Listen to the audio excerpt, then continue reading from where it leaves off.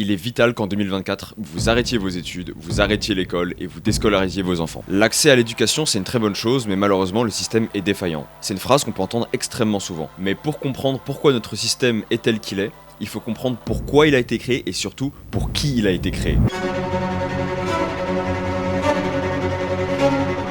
Pour comprendre tout ça, il faut faire un petit bond dans le passé, au temps de la révolution industrielle. La révolution industrielle a débuté en Grande-Bretagne au XVIIIe siècle, puis s'est répandue en Europe et dans le monde. Elle a été marquée par la transition de la production artisanale et agricole à la production industrielle en usine, caractérisée par l'utilisation des machines, la mécanisation et la production à grande échelle. La révolution industrielle a créé une demande croissante de travailleurs éduqués, capables de lire, écrire et effectuer des calculs de base. Cela conduit à un intérêt accru pour l'éducation formelle.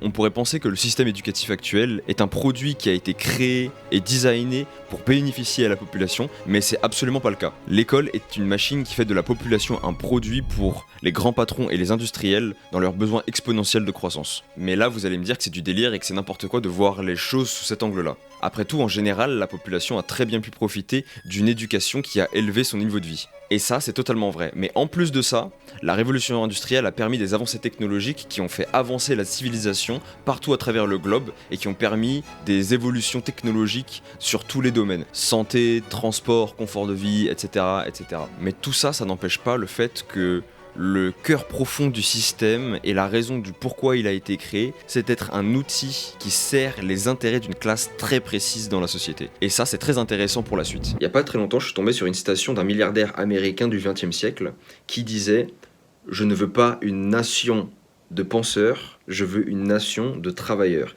Cette citation, vous la connaissez peut-être parce qu'elle est extrêmement connue. Et la personne qui a dit cette phrase, c'est John Davidson Rockefeller, l'un des hommes les plus riches et puissants de son époque. Et je trouve que cette phrase, elle est hyper intéressante et pertinente parce qu'il faut savoir que John Davidson Rockefeller, c'est un mec qui a énormément financé l'école publique.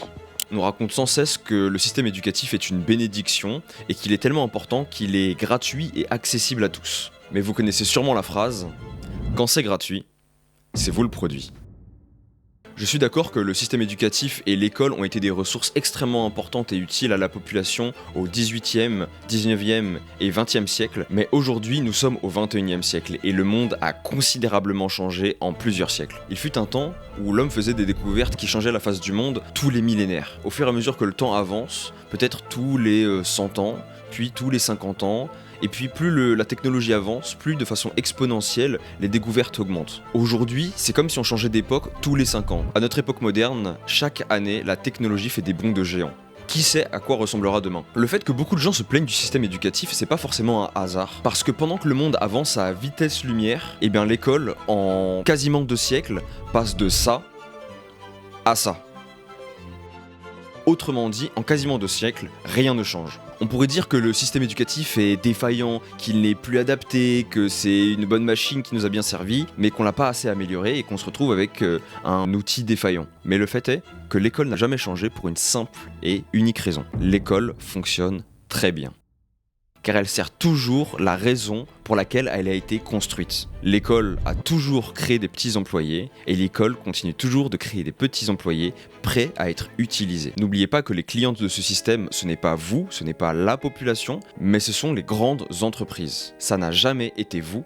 Et ça, depuis le début. Idéalement, en fait, l'éducation serait plus libre, interactive, plus passionnant, et chacun apprendrait à son rythme des compétences complexes et variées. À la place, on a un système où on entasse les élèves dans une salle de classe, on leur dit de fermer leur gueule, et chacun doit ingurgiter la même information, au même rythme, de la même façon, toute la journée, 5 jours par semaine. Tout ça avec des méthodes d'enseignement limitées, archaïques et très peu pédagogiques. Il y a un truc que j'ai remarqué quand j'étais au lycée, c'était qu'il y avait énormément d'élèves qui, au lieu d'apprendre une matière, d'être passionnés et d'approfondir une passion, une connaissance ou peu importe, et ben en fait ils devenaient juste dégoûtés de certaines matières, qui devenaient dégoûtés par exemple des mathématiques, de la lecture, de la philosophie, de l'histoire. Et ça c'est un truc qui, je pense on l'a tous eu plus ou moins, c'est que apprendre à l'école, ça devient de la torture. Ça devient littéralement de la torture. Devoir s'asseoir dans une salle de classe et suivre un cours de mathématiques, d'histoire géo, j'en sais rien.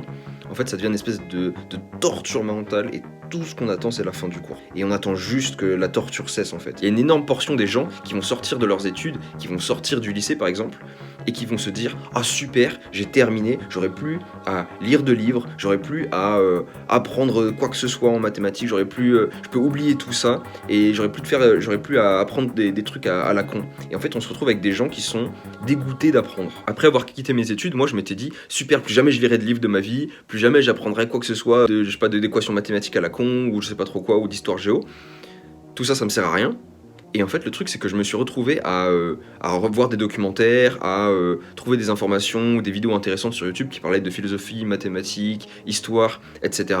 Et je me suis dit, en fait, c'est hyper intéressant quand on apprend à son propre rythme, quand on apprend des choses qui nous passionnent et pour lesquelles on a un réel intérêt. Et ben en fait, apprendre devient passionnant. Et en fait, je me suis remis à lire plein de livres depuis, des livres qui m'ont appris plein de trucs. L'école m'a dégoûté d'apprendre. Et en fait, j'ai dû réapprendre à apprécier à apprendre.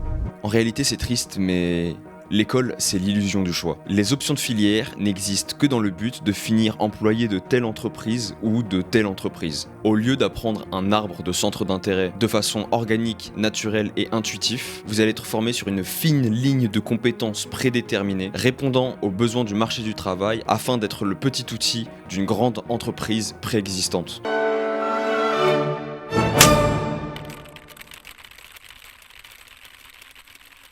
En fait, on se satisfait de l'illusion du choix. On pense à toutes les opportunités que peuvent nous apporter nos études, mais à la fin, le choix qu'on a, c'est être esclave de l'entreprise A, être esclave de l'entreprise B ou être esclave de l'entreprise C, pour ensuite toucher le Saint Graal, la boucle infernale du métro, boulot, dodo. Pour ensuite répéter la boucle pendant plusieurs décennies et enfin profiter de cette pyramide de Ponzi que sont les retraites.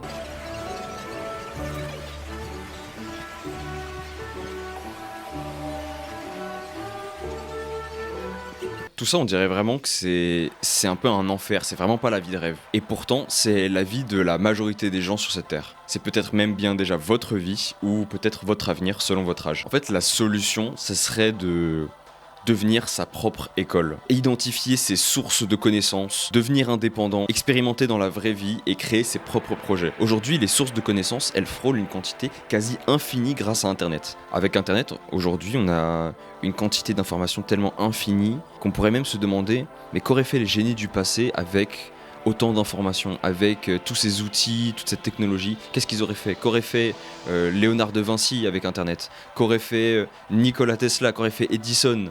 Qu'aurait fait Thalès? Aujourd'hui, la majorité des gens se servent des réseaux pour scroller à l'infini sur Instagram, TikTok, jusqu'à 3h du matin. On pourrait même se demander pourquoi en fait, plus la technologie avance, plus la connaissance devient accessible et infinie, plus les gens s'abrutissent. J'ai aussi totalement conscience que la majorité des gens ne sont pas prêts à être des génies, ne sont pas prêts à être des entrepreneurs. La majorité des gens préfèrent être un gentil employé coincé dans le métro, boulot, dodo. Ne pas réfléchir, être soumis à un système établi. Après tout, quand on nous laisse le week-end, pour certains, être un esclave, c'est pas si mal. Après, c'est parfaitement compréhensible, on n'est pas tous faits pour être des indépendants, on n'est pas tous faits pour être milliardaire, chef d'entreprise, innovateur, en contrôle de son environnement et de son destin.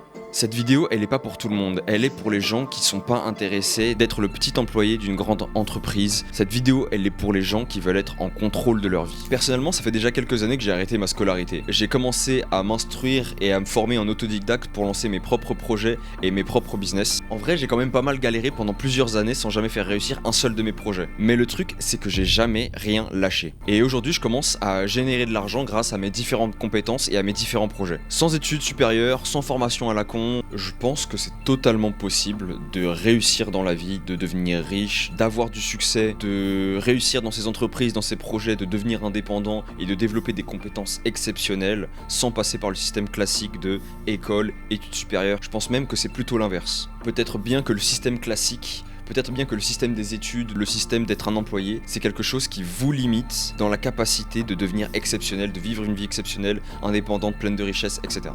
En ce moment, j'ai pas mal de projets en cours et je pense vous en montrer quelques-uns sur la chaîne. Et du coup, voilà, merci d'avoir regardé la vidéo jusqu'ici et on se retrouve à la prochaine vidéo.